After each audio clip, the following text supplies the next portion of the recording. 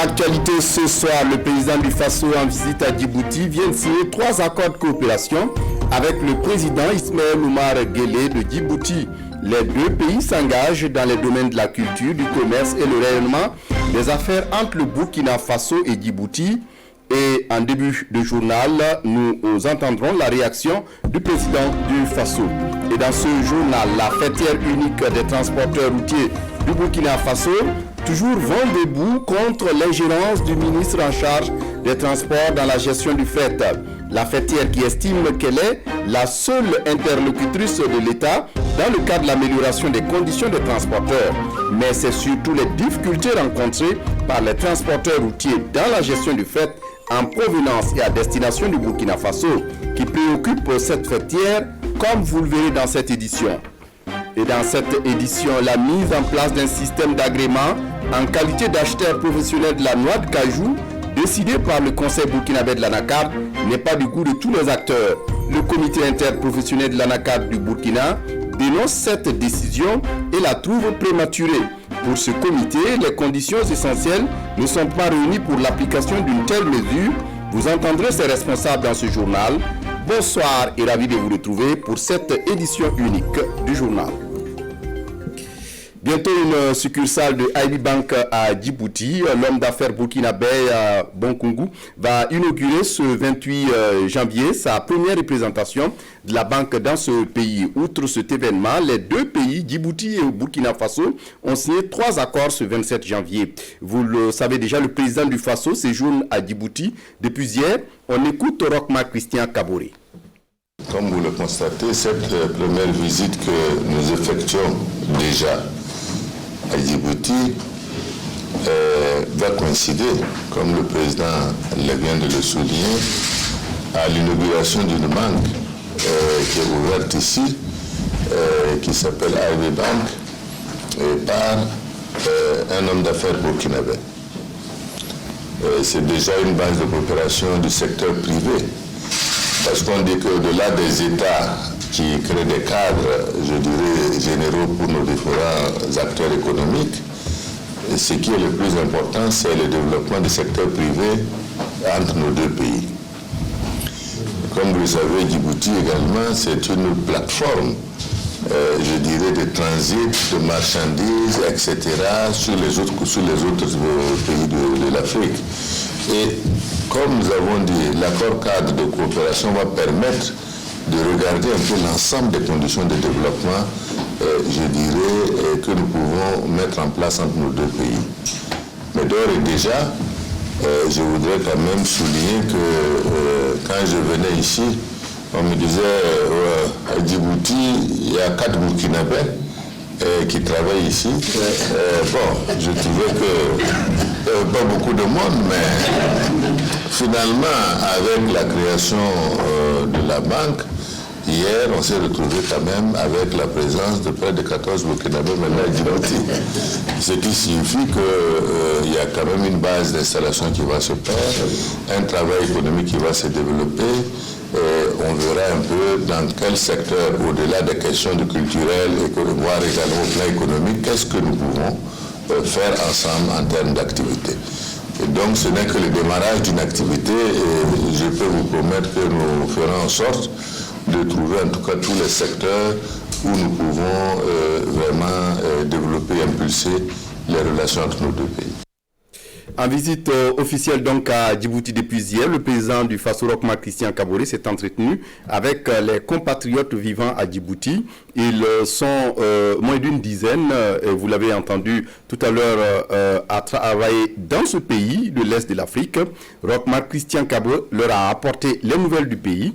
Il a aussi échangé autour de la vie de la nation, marquée par l'organisation réussie d'élections le 22 novembre dernier et l'évolution politique en cours dans le pays. Explication, Draman Guéné, notre envoyé spécial à Djibouti. République de Djibouti, 23 200 km², un peu plus d'1 million d'habitants. Des Burkinabés vivent ici dans ce pays de la Corne de l'Afrique. Après son arrivée dans l'après-midi, le président du Faso a tenu à rencontrer les Burkinabés de Djibouti.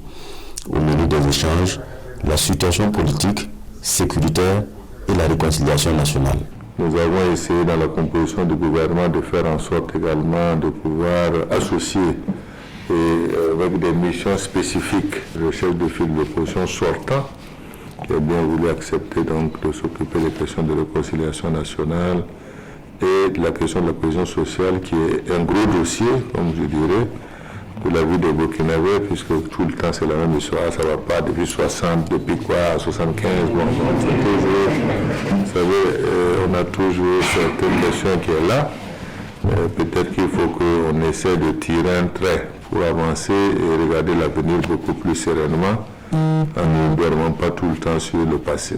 Rochmat Christian Kaboré est optimiste. La réconciliation nationale bien menée pourra sortir le Burkina de toutes ces difficultés. J'espère qu'on pourra tirer dans le même sens pour pouvoir aboutir à un Burkina Faso où il y aura un peu plus de paix, un peu plus de sécurité, qui permet donc d'assurer correctement le développement et l'amélioration des conditions de vie des populations. Message bien reçu par les quelques 1000 Burkinabés du Djibouti.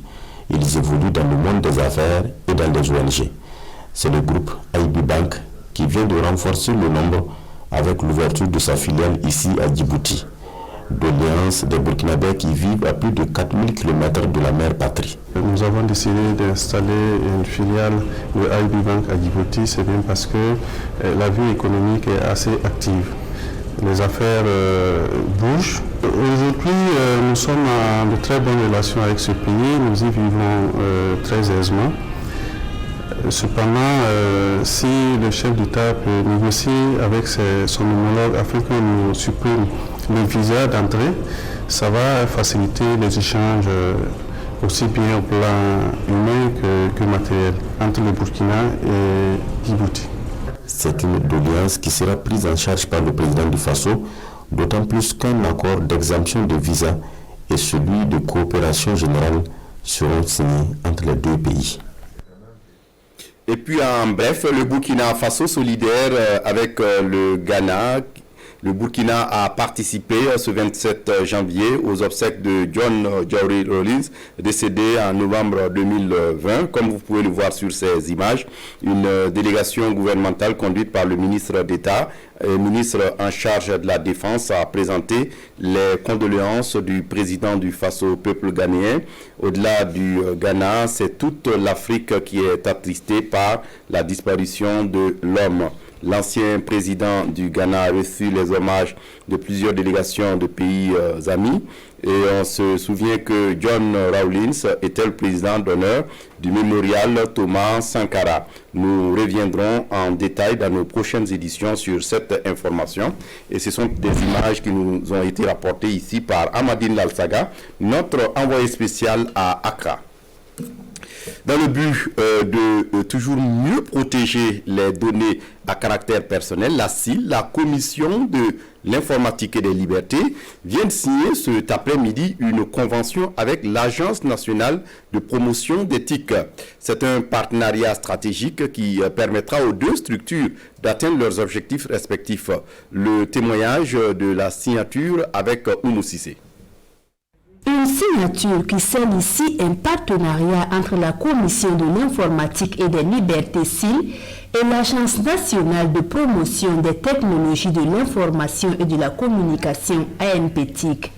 Un modèle de partenariat qui se veut être une réussite dans l'atteinte des objectifs des deux institutions. Vous savez que nous veillons au respect des droits des personnes en matière de traitement de leurs données et tout en les sensibilisant à utiliser les technologies de l'information et de la communication pour l'atteinte de leurs objectifs.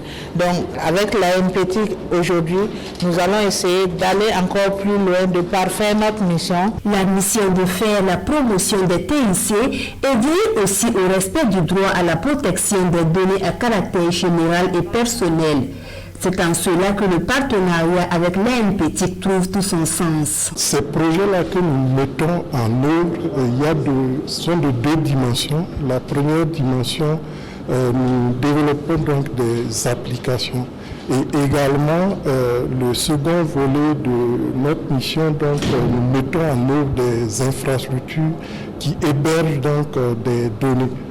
Et en ce sens, ces deux aspects-là ont besoin, je dirais, de l'œil de la structure qui a été créée donc, dans ce sens pour protéger donc, les données. Ce partenariat permet à la CIL d'être encore plus opérationnelle sur le terrain. Des actions de sensibilisation et de communication aux côtés de l'ANPETIC sont au programme. On reste toujours à la commission de l'informatique et des libertés où les responsables échangent avec les journalistes sur la nécessité de communiquer autour d'une utilisation responsable et appropriée des réseaux sociaux au Burkina. Il s'agit donc pour l'institution d'insister sur la sensibilisation des populations autour des questions de protection des données à caractère personnel, surtout que ce 28 janvier est consacré à la Journée internationale de protection des données. Ali Doubadini, Pascal Canet pour les détails. La commission de l'informatique et des libertés CIL appelle encore une fois de plus la population à plus de responsabilités dans l'utilisation des réseaux sociaux. C'est une grave menace à la protection des données à caractère personnel et la CIL le martèle encore face à la presse. Lorsque ces données tombent entre les mains des géants, que sont les GAFAM, ils les utilisent à d'autres fins que nous ne pouvons pas maîtriser. Donc, nous appelons chaque citoyen à ne mettre sur ces réseaux sociaux que ce qui est nécessaire pour leur communication et à mieux protéger leur vie privée. En plus de la sensibilisation, la CIL veut s'assurer que les entreprises et les institutions burkinabées protègent suffisamment les données personnelles des usagers. Pour ce faire, l'institution a signé des partenariats pour avoir un œil sur l'utilisation qui est faite des données des burkinabés dans les établissements publics et privés. Le caractère transfrontalier de l'Internet vient une fois de plus rendre notre mission complexe en matière de régulation, surtout des réseaux sociaux. En effet, ces géants n'ayant pas leur serveur au Burkina Faso, notre mission se heurte au principe de la souveraineté ainsi qu'à la disparité des législations des différents pays. C'est pourquoi la coopération internationale se présente comme la seule alternative pour trouver des réponses communes aux difficultés que rencontrent les autorités de protection des données personnelles dans l'exercice de leur mission. Face aux inquiétudes des internautes burkinabés sur une éventuelle fusion entre WhatsApp et Facebook avec pour supposée conséquence la divulgation de certaines données, les responsables de la CIL sont clairs.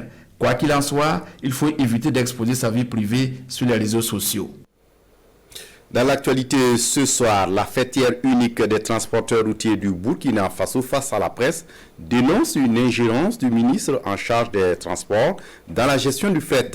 Ces responsables ne sont pas contents de la situation qui n'est pas sans conséquence sur la gestion du fret en provenance et à destination du Burkina Faso. Pour ces responsables, la fêtière unique des transporteurs routiers du Burkina est la seule interlocutrice de l'État dans le cadre de l'amélioration des conditions des transporteurs. Moumouni Soubega. Face à la presse, les leaders de la FUTREB, la fêtière unique des transporteurs routiers du Burkina, s'insurgent contre le ministre des Transports. Pour ces derniers, la FUTREB, qui est censée être la seule organisation fêtière des transporteurs routiers au Burkina, se voit imposer une autre structure par le ministre des Transports, à savoir le Haut Conseil des transporteurs. La création de la fêtière n'interdit pas la création d'associations de transporteurs, mais il est fait obligation à toute association qui se crée et qui veut se faire entendre par le gouvernement, dixit le Premier ministre, d'adhérer à la fêtière. Donc si le Haut Conseil a été créé, mais que le Haut Conseil adhère à la fêtière pour se faire entendre. C'est tout ce que nous demandons. Le ministre n'a pas à l'imposer comme un acteur majeur comme la fêtière. La fêtière unique des transporteurs routiers du Burkina invite donc le ministre des Transports à œuvrer pour la cohésion au sein des transporteurs burkinabés. Ce n'est pas à l'avantage de notre pays. Si il se trouve qu'il y a des mesures de faveur pour le Haut Conseil, tous les 19 vont retourner à vaquer à leur occupation et on va dissoudre la FUTRB et puis on verra quel est le spectacle qu'on va offrir. Pour l'aventure Kiré et ses camarades, leur structure demeure l'unique interlocutrice du gouvernement. C'est le 23 février 2020 que la fêtière unique des transporteurs routiers du Burkina a vu le jour. Elle compte 19 organisations de transporteurs. La Commission nationale burkinabé de l'UNESCO et celle de la CEDEAO ont procédé ce 26 janvier 2021 au lancement d'une campagne de sensibilisation dans le cadre de leur riposte commune à la lutte contre la COVID-19 dans les 15 pays de la sous-région. Une initiative qui va couvrir plusieurs secteurs, dont celui de la culture. Nongba Kouda, Moumouni Soubega pour les détails. C'est une campagne de sensibilisation dénommée « Là dans la lutte contre le Covid-19 ». Une initiative qui entre dans le cadre d'une croisade lancée par la CEDEAO et l'UNESCO pour faire face au Covid-19 en Afrique de l'Ouest. La campagne utilise la culture comme élément de résilience avec l'accompagnement de 3 artistes burkinabés. Ils doivent produire et diffuser des messages de sensibilisation. Chacun doit jouer bien sûr le rôle, faire le devoir qui est le sien pour que, en tout cas pour le Burkina Faso, pour que des vies soient donc épargnées et sauvées. Les partenaires, au-delà de l'UNESCO et de la CEDEAO qui ont financé le projet, les premiers partenaires ensuite, nous les seconds partenaires ensuite, c'est vous, les gens de la presse. Dont Charles Bepatouro, Patricia Nungungu et Philomène Nandema sont les artistes retenus pour la campagne. Ils ont pour mission de sensibiliser le public avec leurs œuvres artistiques. C'est à travers bien sûr la télévision, la radio, donc les réseaux sociaux, toutes les presses qui sont là. Et effectivement, il y a des supports. Je crois qu'il y a le français, le mori, le fulfulde, le djoula, la langue des signes. Voilà. Donc 5 langues déjà. Je crois que toutes les langues au niveau du Burkina, en tout cas les grandes langues sont représentées. Nous saluons une fois de plus l'engagement des artistes. Ces 3 artistes talentueux qui ont accepté. La campagne se mène dans les 15 pays membres de la CEDEAO. Elle a commencé le 26 janvier 2021 et se poursuit jusqu'au 31 mars 2021 sur les médias et dans les institutions impliquées. Monde rural à présent, 2 projets pour les jeunes et les femmes. C'est la CPF, la Confédération paysanne du Faso et ses partenaires qui met en œuvre ces projets destinés au renforcement des capacités des jeunes paysans et aussi améliorer la participation et l'inclusion des jeunes et des femmes dans l'élaboration et la mise en œuvre des politiques agricoles au Burkina Faso. Estelle Judith Assogba. C'est une bonne nouvelle pour les jeunes agriculteurs et femmes du Burkina. 2 projets baptisés paysans engagés dans l'élaboration des politiques sectorielles et l'appui à l'engagement citoyen des jeunes agriculteurs et agricultrices des exploitations familiales démarrent officiellement leurs activités au profit de cette frange de la population.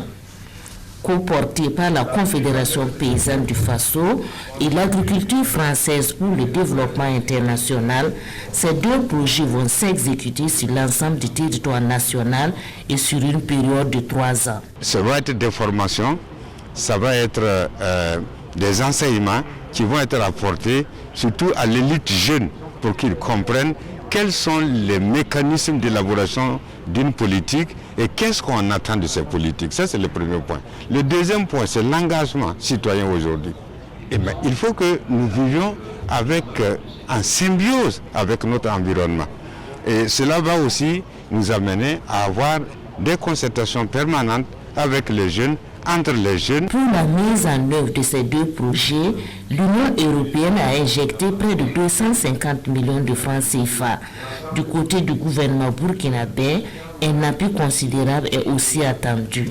Au niveau du gouvernement, il peut s'attendre à ce que nous mettons à leur disposition l'ensemble de ces politiques et surtout l'ensemble de cette stratégie pour qu'ils puissent analyser. Et le gouvernement est prêt à échanger avec l'ensemble de ces acteurs pour voir effectivement si dans nos politiques, nous prenons en compte leurs besoins. Et ensuite, voir dans quelle mesure nous pourrons les intégrer dans les programmes futurs, dans les politiques futures. La Confédération paysanne du Faso n'est pas à son premier geste à l'endroit des jeunes agriculteurs. Elle vient de clôturer un projet dénommé Zone Rouge où près de 1500 jeunes ont pu s'installer dans leur terroir malgré la situation sécuritaire. Double signature de convention cette semaine à Bobo-Dioulasso entre le Fonds national de la recherche pour l'innovation et le développement et les interprofessions des filières mangue et karité. Deux structures nationales qui ont décidé de mettre à profit l'innovation et la science pour le rayonnement de leur filière. D'où ce partenariat avec le Fonds RID afin d'investir dans la recherche pour avoir des produits de qualité à même de ravir la vedette sur le marché. Manekayen, Kadouro Menki. Le geste se veut une poignée chaleureuse de main dans un contexte de Covid-19. En 9 ans d'existence, c'est la toute première fois que des structures nationales signent une convention avec le Fonds RID, Fonds national de la recherche pour l'innovation et le développement. Un premier pas salué ici à sa juste valeur par les premiers responsables du fonds. Les gens l'ont compris. Pour pouvoir lever les problèmes techniques ou de développement que chacun d'entre eux rencontre, il faut qu'il y ait beaucoup plus de moyens que nous allons mettre à la disposition des chercheurs, des inventeurs, des innovateurs, pour qu'ils travaillent jour et nuit, partout, sur l'ensemble du territoire, pour nous sortir des solutions aux problèmes qu'on rencontre.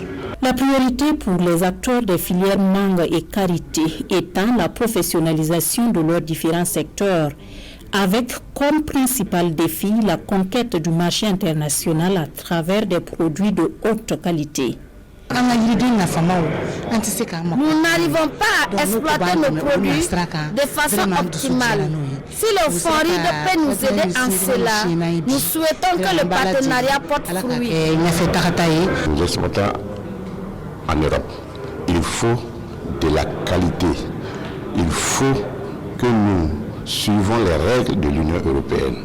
Comme son nom l'indique, le Fonds national de la recherche pour l'innovation et le développement se veut un instrument de financement de la recherche scientifique et de l'innovation.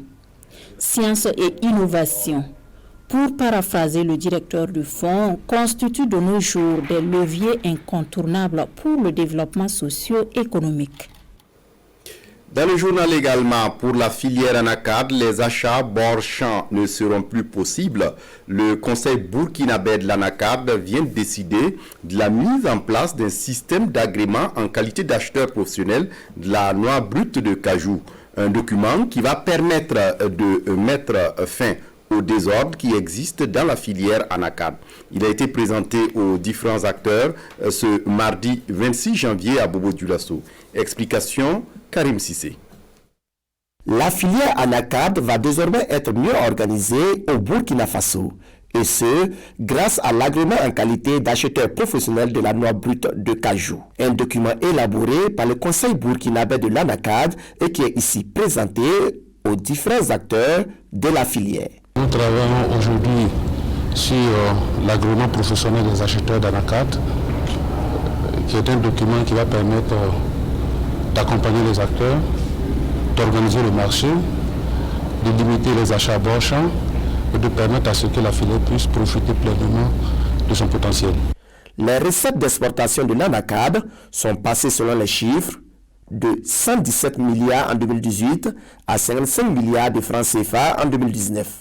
Une baisse que l'agrément en qualité d'acheteur professionnel de la noix brute de cajou pourrait corriger. Mais la mise en place d'un système d'agrément en qualité d'acheteur professionnel de la noix de cajou décidé par le Conseil burkinabé de l'anacarde n'est pas du goût de tous les acteurs. Le comité interprofessionnel de l'anacarde du Burkina dénonce cette décision et la trouve prématurée. Pour ce comité, les conditions essentielles ne sont pas réunies pour l'application d'une telle mesure. Des explications toujours avec Karim Sissé.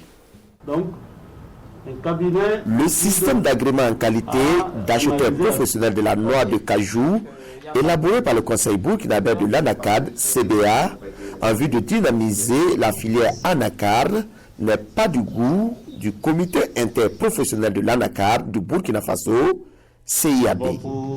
C'est la principale information livrée aux journalistes à ces points de presse.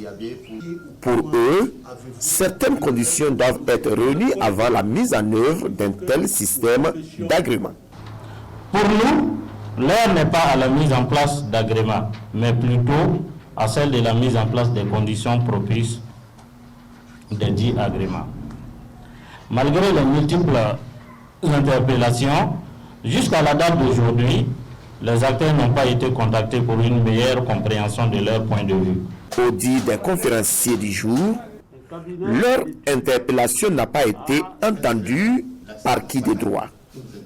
Les responsables du CBA poursuivent la mise en œuvre du système d'agrément comme si de rien n'était. Force est de constater que le processus de mise en place de ces agréments suit son cours sans la participation des acteurs directs. Nous en voulons pour preuve la tenue d'un atelier le lundi 25 et le mardi 26 janvier 2021 pour la validation des avant-projets, et c'est toujours en l'absence des acteurs directs de la filière.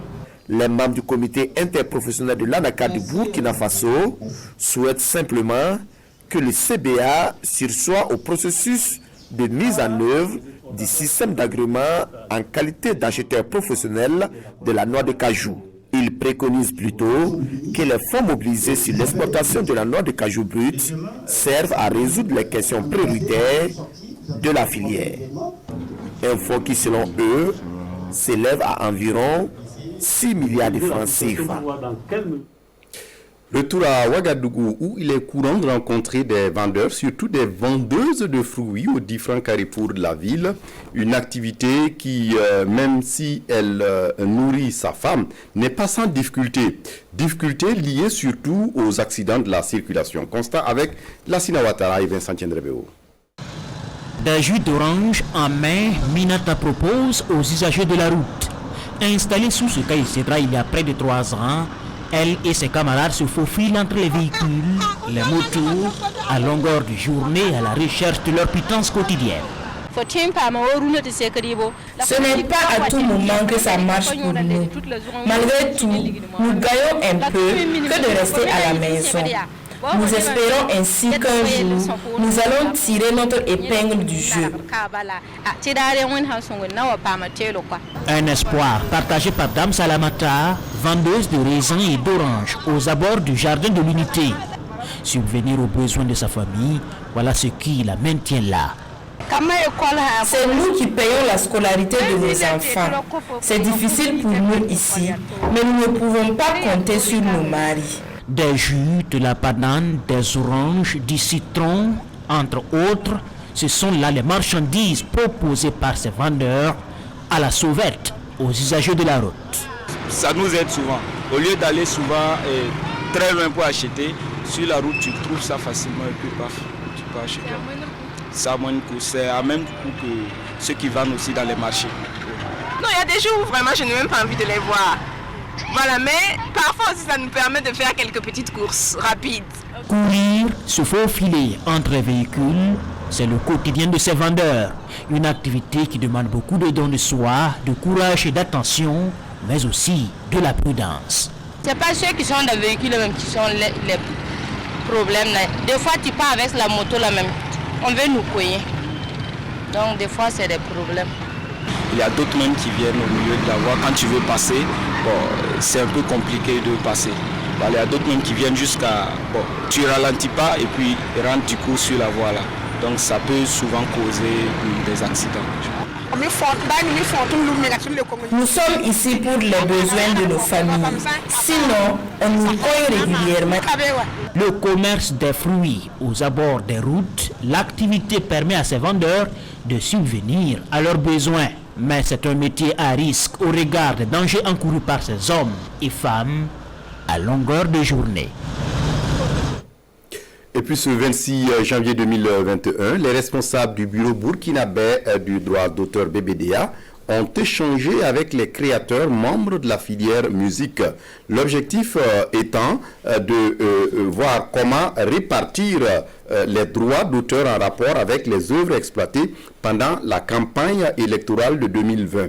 Il fallait donc expliquer le système de calcul, mais aussi le mode de partage. Ahadi Sandamba.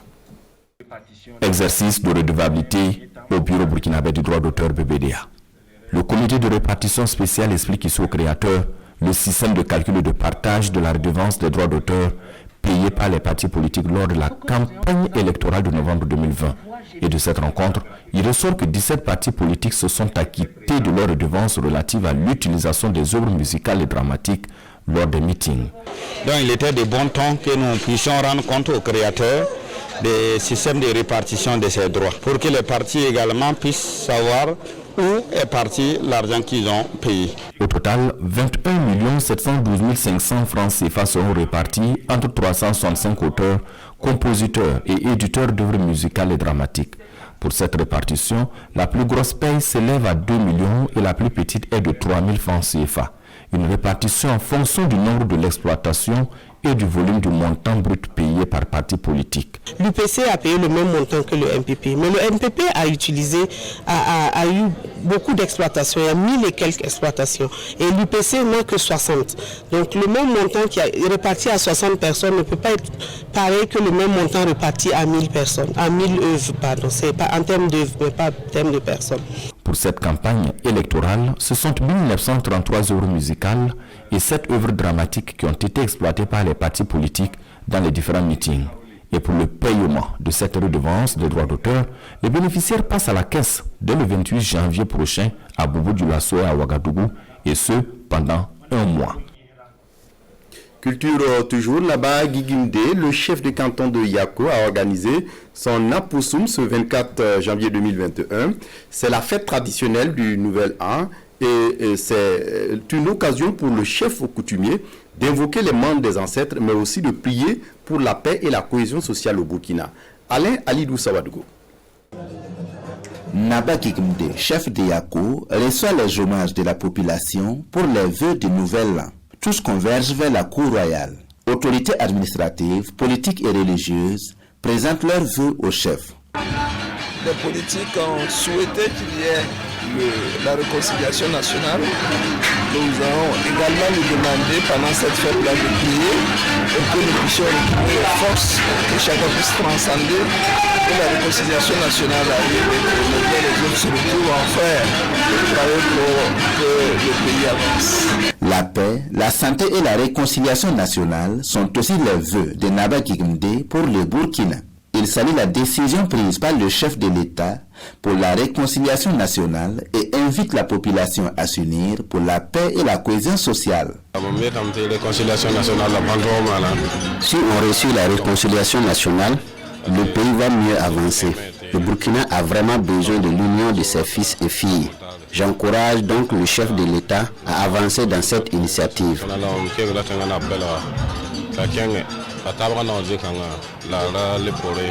Naba Guigimde est le 36e chef de Yako.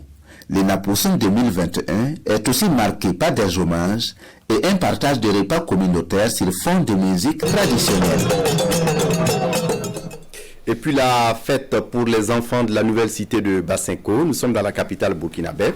Des moments de partage organisés par Sekou Oumaro Sidibé, qui joue le rôle de l'inspecteur Rock dans la série télé Commissariat des Tempus de Missa Ibié. À l'occasion donc, les enfants sont repartis avec des cadeaux. Sekou Ouzongo. Soirée spéciale pour ces enfants du quartier Bassinko de Ouagadougou. Tous les enfants reçoivent des cadeaux des mains de l'inspecteur Rock. Nous sommes à la 2e édition du spectacle et cadeaux pour enfants. Un spectacle qui regroupe des centaines d'enfants du 10 quartiers pour un partage communautaire. J'ai imaginé initier ces remises de cadeaux. Et c'est symbolique, c'est de mes fonds propres, il y a d'autres qui m'accompagnent, c'est juste pour montrer à mes tout petits fans que je les aime. Je ne peux pas tout le temps les satisfaire, c'est pour cela que j'arrête le temps, pour essayer de leur donner un cadeau et leur souhaiter aussi de bien se comporter, de faire des choses vraiment qui vont permettre qu'on les connaisse positivement. Je veux permettre à ces enfants, chaque année à Bassinko, parce que c'est un nouveau quartier, il n'y a pas de l'ambiance pour les enfants. Si vous voyez en tout cas la manière dont ils s'amusent, ils sont contents, c'est vraiment bien quoi. C'est merveilleux d'accompagner les enfants quand tu vois que ce que tu fais, c'est plaisant. Des biscuits, des joues, des peluches sont entre autres cadeaux reçus par ces enfants qui expriment leur joie. Ici, l'ambiance est bon enfant. Ce soir, on a fait les danses, on a fait des récitations, on a fait des contes. Je lui dis merci pour ce qu'il fait, merci pour l'effort qu'il fournit, pour les cérémonies. pour les enfants, en tout cas, merci. Que Dieu lui rende au centre. C'est un espace en tout cas qui permet à l'enfant de s'épanouir d'une manière ou d'une autre. Parce que nous n'avons pas d'air de jeu, nous n'avons pas un cadre de rencontre pour les enfants là. Prestation d'artistes musiciens et humoristes, c'est une soirée bien remplie pour ces enfants. Rendez-vous est pris pour l'année prochaine. Promesse faite par l'inspecteur Rock.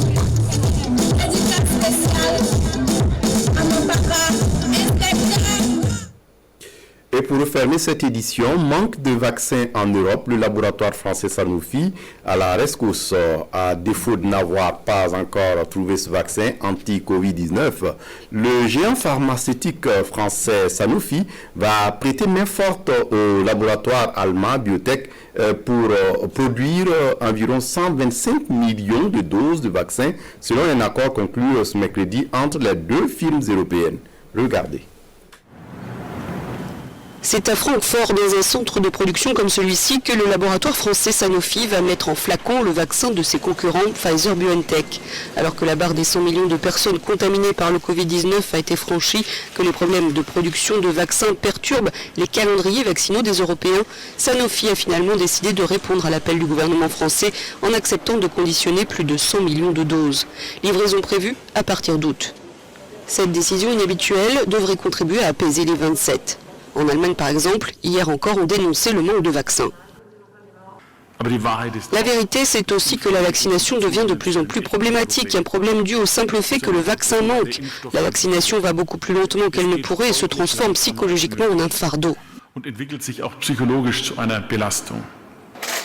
Face aux réductions des livraisons de vaccins annoncées par AstraZeneca et des retards de Pfizer, l'Union européenne demande aux fabricants de vaccins de faire preuve de transparence désormais. Elle les a menacés de contrôle strict des exportations de doses fabriquées dans l'Union, mais a précisé les choses. Permettez-moi d'insister sur le mot qui est important ici, la transparence. Il ne s'agit pas de blocage. Il s'agit de savoir ce que les entreprises exportent ou exporteront vers des marchés en dehors de l'Union européenne. Toujours dans le sens de l'apaisement au Royaume-Uni, alors que le pays compte plus de 100 000 décès dus au Covid-19, le ministre de la Santé a invité à la coopération plutôt qu'à la méfiance. J'invite tous les partenaires internationaux à collaborer, à travailler en étroite collaboration. Je pense que le protectionnisme n'est pas la bonne approche au milieu d'une pandémie. En attendant les vaccins, il y a de l'espoir du côté des traitements contre le Covid-19. Une étude internationale menée sur l'Aplidine, médicament du laboratoire espagnol PharmaMar, a montré des résultats très encourageants sur les patients hospitalisés. Cet antiviral s'avérait 100 fois plus efficace que le Remdesivir pour inhiber la charge virale du Covid-19, variant compris. Voilà, c'est tout pour ce journal. Merci de l'avoir suivi. Très bonne suite de programmes sur la RTB. Au revoir.